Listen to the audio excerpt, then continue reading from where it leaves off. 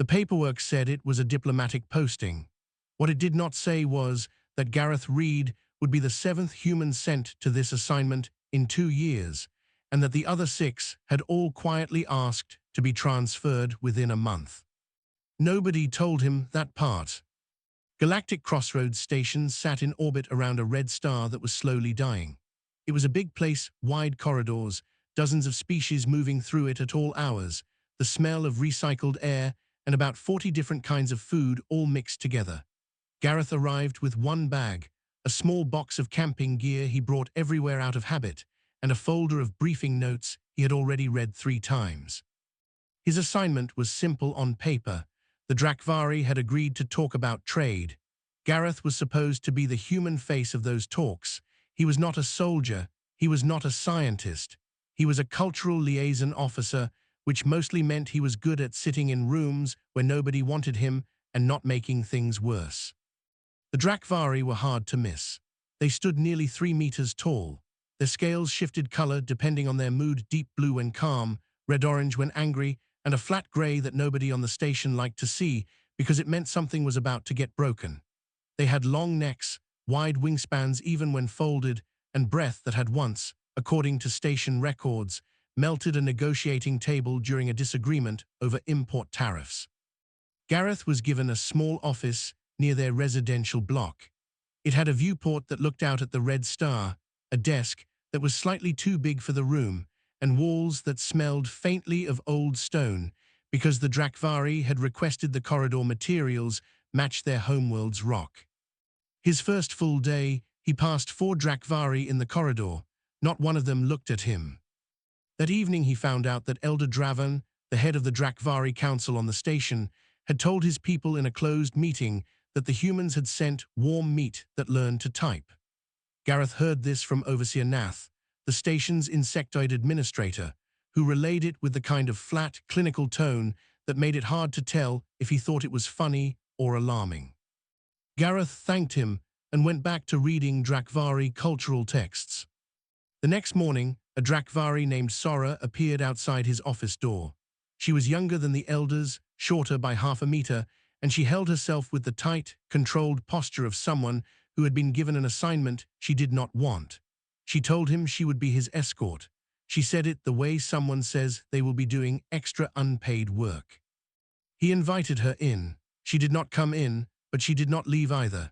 She stood in the doorway while he made 2 cups of something warm on the small heating unit he had brought, and he placed one on the floor near her feet without comment and sat back down with his book.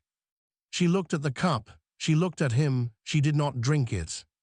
But it was still sitting there an hour later when she finally said, "You are reading our settlement texts." "Trying to," he said. "The verb structure in the 3rd dialect is hard."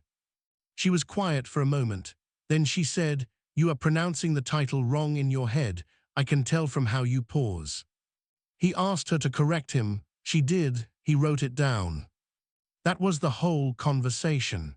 But it was more than any of the previous 6 liaisons had managed in their first week. 3 days passed like this. Gareth read, Sora stood. Occasionally she corrected his pronunciation. He never asked why she was still there. He did not push. He just kept showing up, kept reading, kept placing a warm cup near the door each morning. On the 4th day, something changed in the Drakvari block. There was noise, a low, rhythmic vibration that Gareth felt in the floor more than heard. He looked up. Sora had gone stiff in the doorway, her scales flickering gold. He asked what it was. She said, very quietly, that the eggs were moving.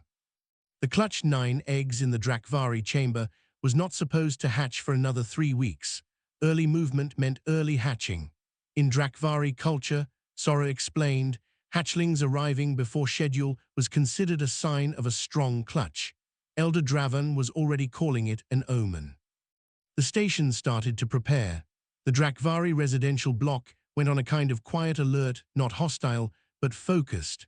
Staff rerouted foot traffic away from that section. Overseer Nath filed 17 forms about it. Gareth watched the corridor outside his office get slowly emptier as everyone made space. He made a note to stay in his office and out of the way. He poured a second cup of something warm, because the block suddenly felt colder than usual. He sat back down with his book. The floor was still vibrating, low and steady, like something breathing underground.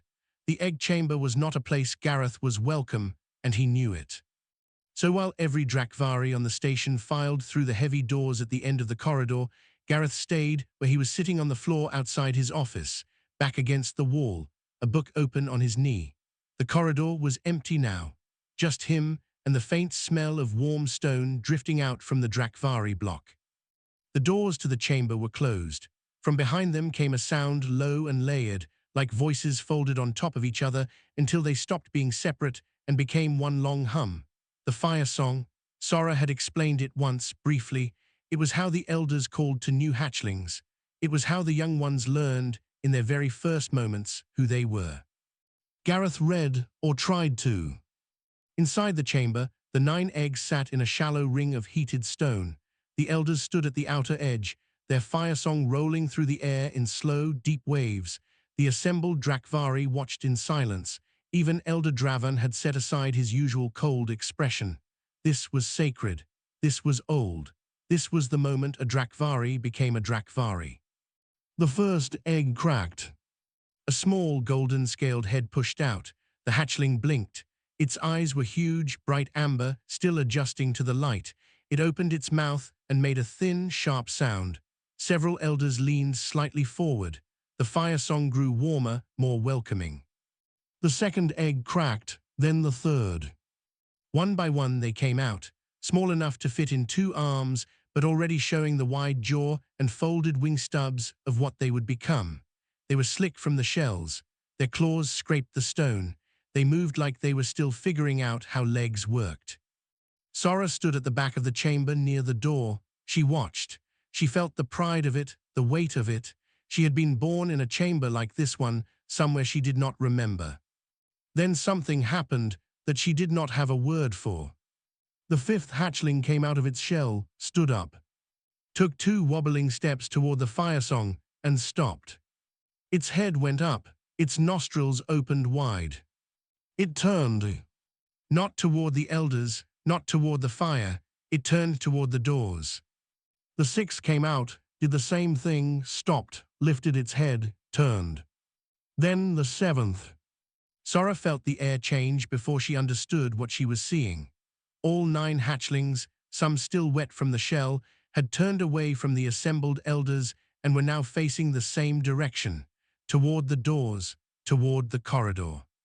Elder Dravan said, very sharply, one word in the old dialect. The fire song stopped. Silence. The hatchlings ran.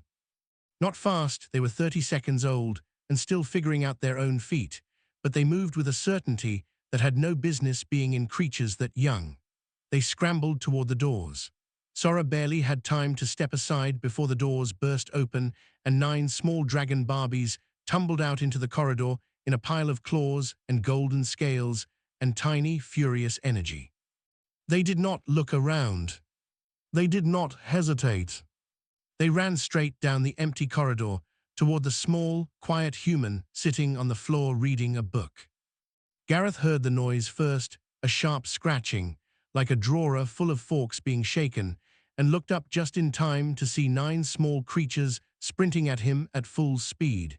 He had approximately 1 second to process this before they arrived. They did not stop gracefully. They stopped the way a pile of laundry stops by landing on each other and on him, in a heap, claws catching his jacket, small warm bodies pressing against his arms and legs, amber eyes blinking up at his face from very close range. He sat very still. One of them made a sound, not a cry, a low, rumbling thing like a purr with more bass. The others followed, the corridor filled with the sound. Gareth looked down at the pile of dragon Barbies on his lap and around his feet, all looking up at him. He said, "Hello." Then he heard the chamber doors open again. He looked up.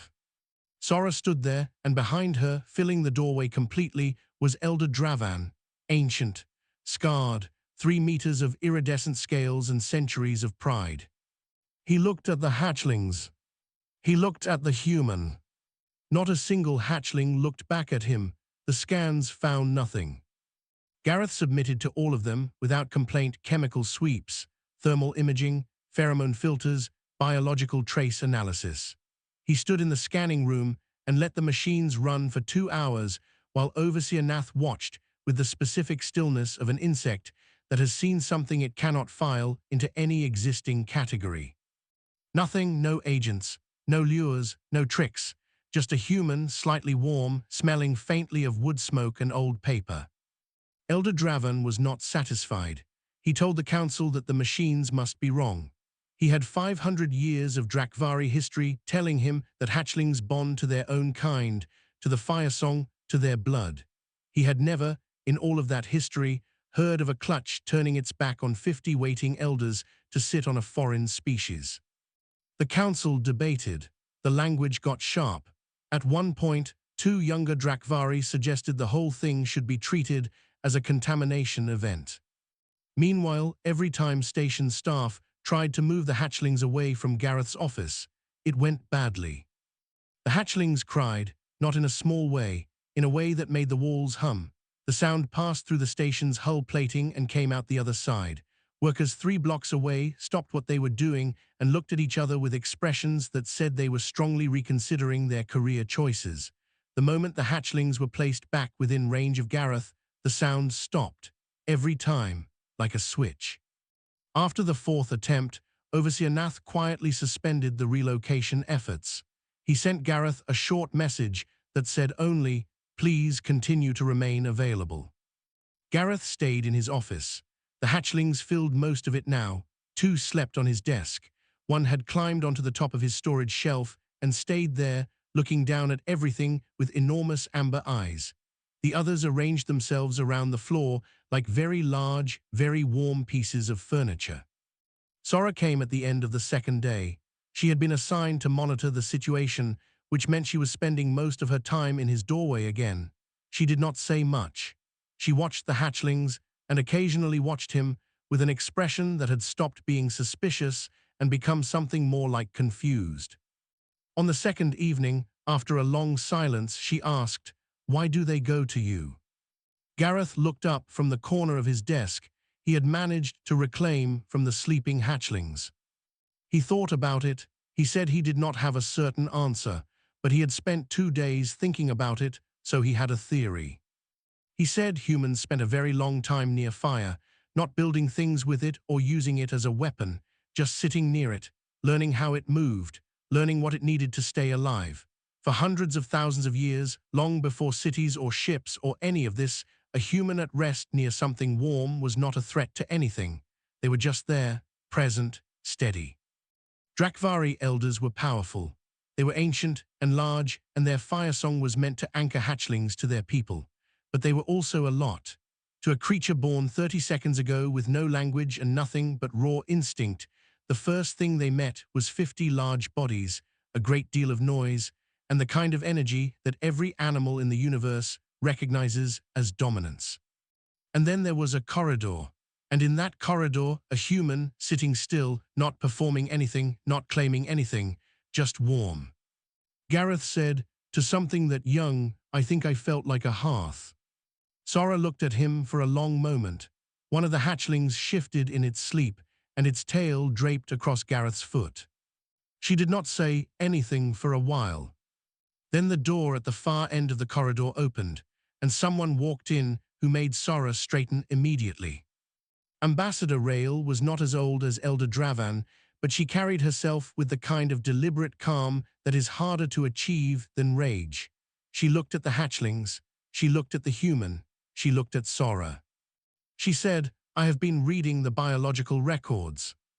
Her voice did not tell anyone whether that was good news or bad. The archive room was small and very cold and smelled like stone that had not been disturbed in a long time.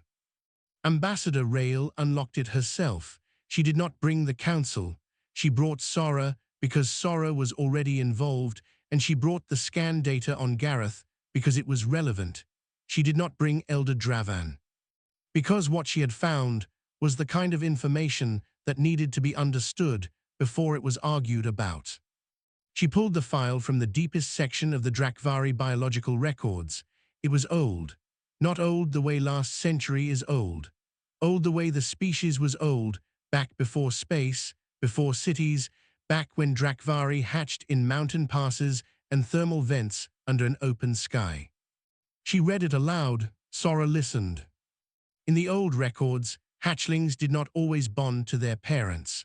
The fire song ritual was a cultural development, something the species had built over thousands of years to make the bonding process predictable and controlled.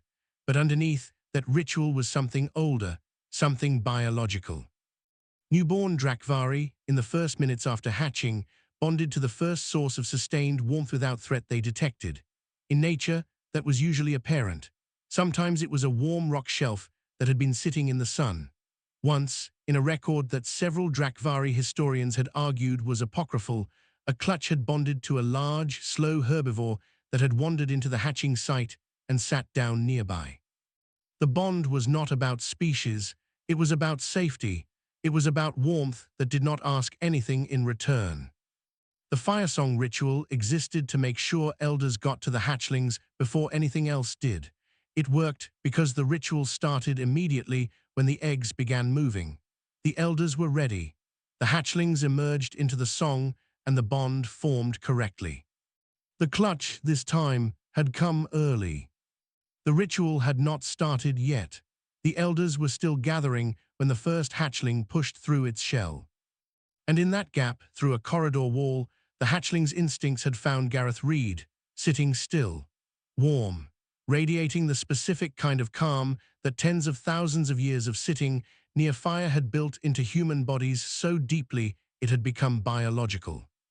Sora stood very still after Rael finished reading. Then she said, very quietly, "They did not malfunction." Rael said, "No, they worked exactly as Drakvari are supposed to work, before the ritual, before the culture, at the root of it." Neither of them said the next part out loud, but it sat in the room with them. A human had been, in that moment, more Drakvari than 50 elders standing in the right room with the right song. Sora went to find Gareth. He was in his office. 2 hatchlings were asleep on his desk. One was chewing on the corner of his book. He was scratching behind the ear frills of a fourth, which had pressed its head against his hand and gone into a low, rumbling half-sleep. He looked up when she came in. She sat down on the floor, which she had never done before in his office. She told him what the archive said. She told him all of it plainly, without softening it. He listened without interrupting. When she finished, he was quiet for a moment. Then he asked, in a careful voice, what happened to hatchlings whose bonding was considered irregular by the council. Sora did not answer quickly enough. He read the pause the way Sora had seen him read everything calmly, with full attention. He said, "Then I am not going anywhere." She looked at him. He was not performing bravery. He was not making a speech.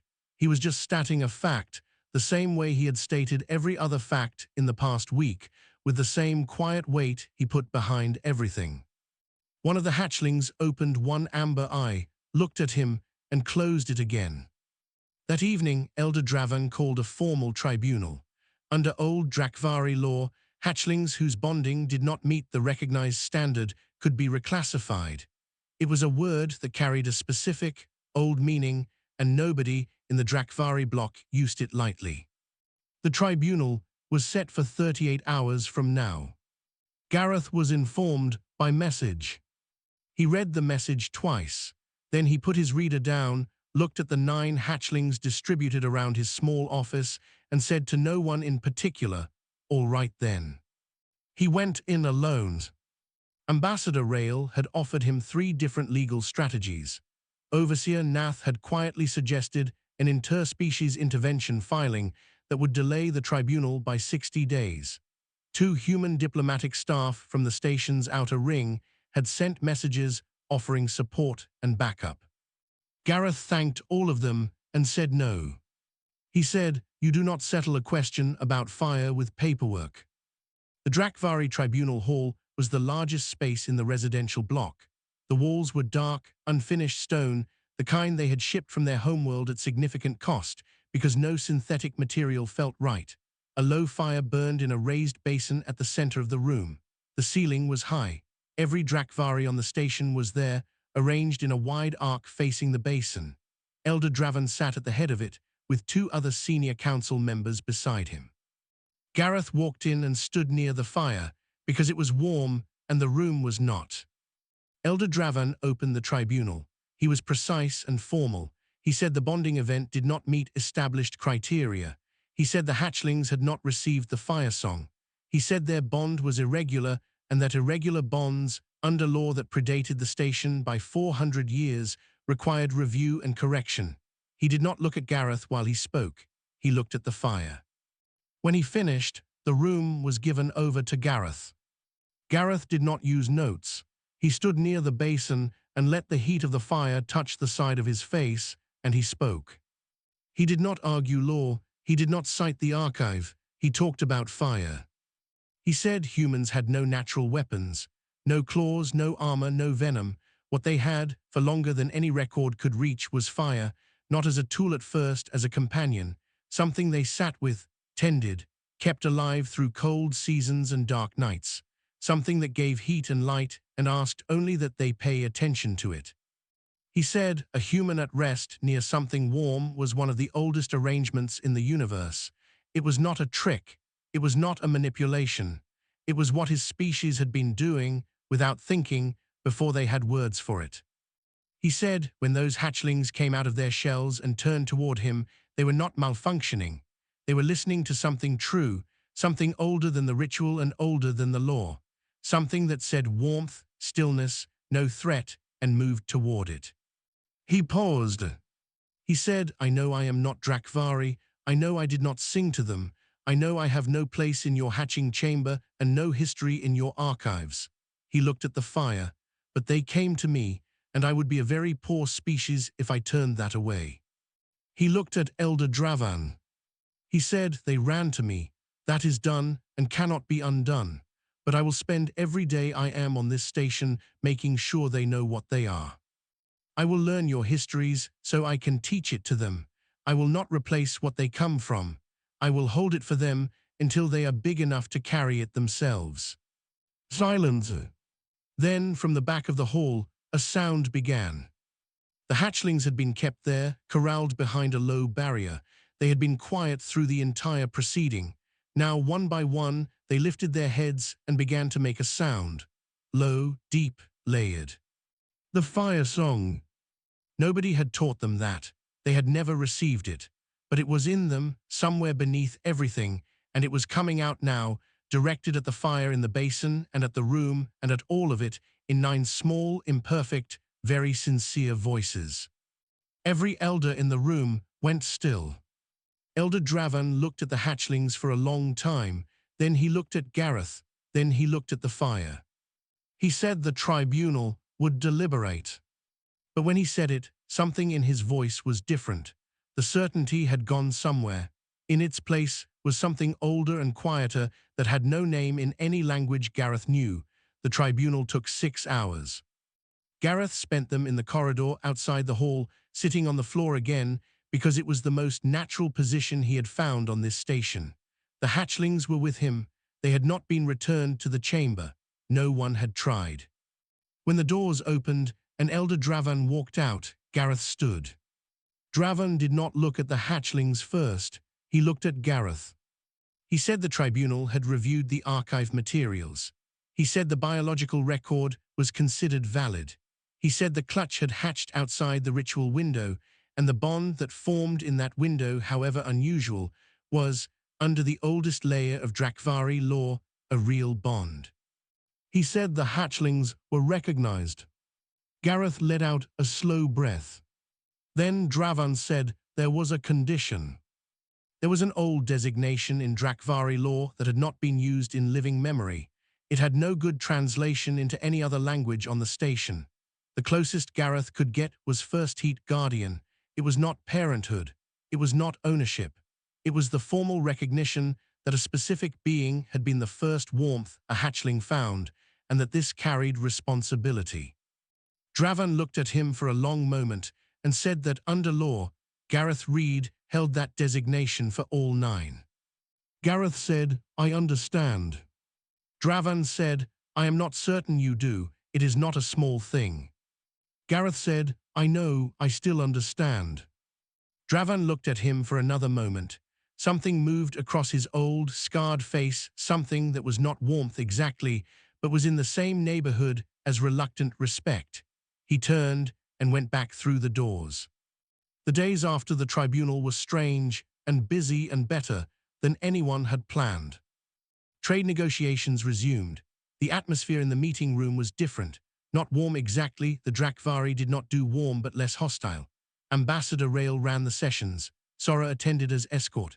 In the third session, Sora said one thing at the right moment about a transport route that everyone else had been arguing around for a month, and it unlocked the whole problem.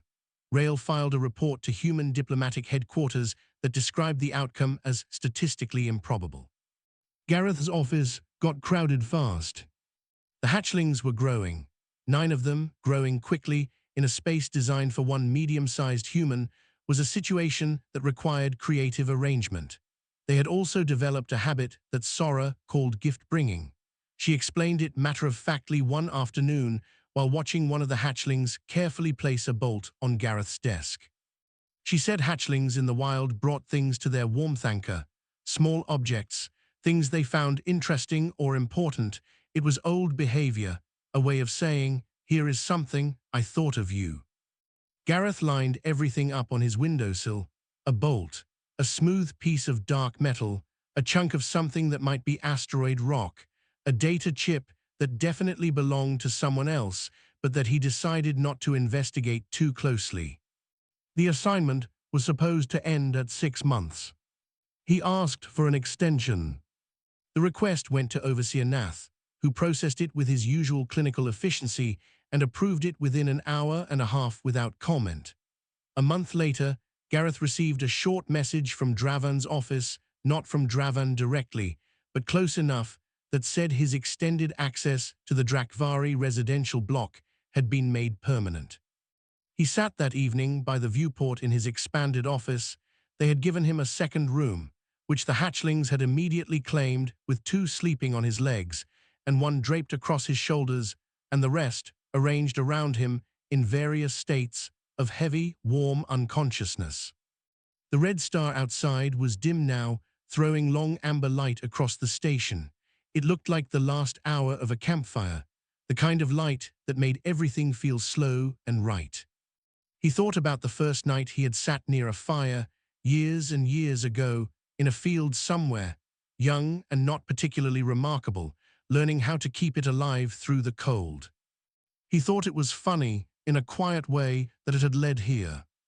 The hatchling on his shoulder shifted, made a low sound, and pressed its head more firmly against the side of his neck.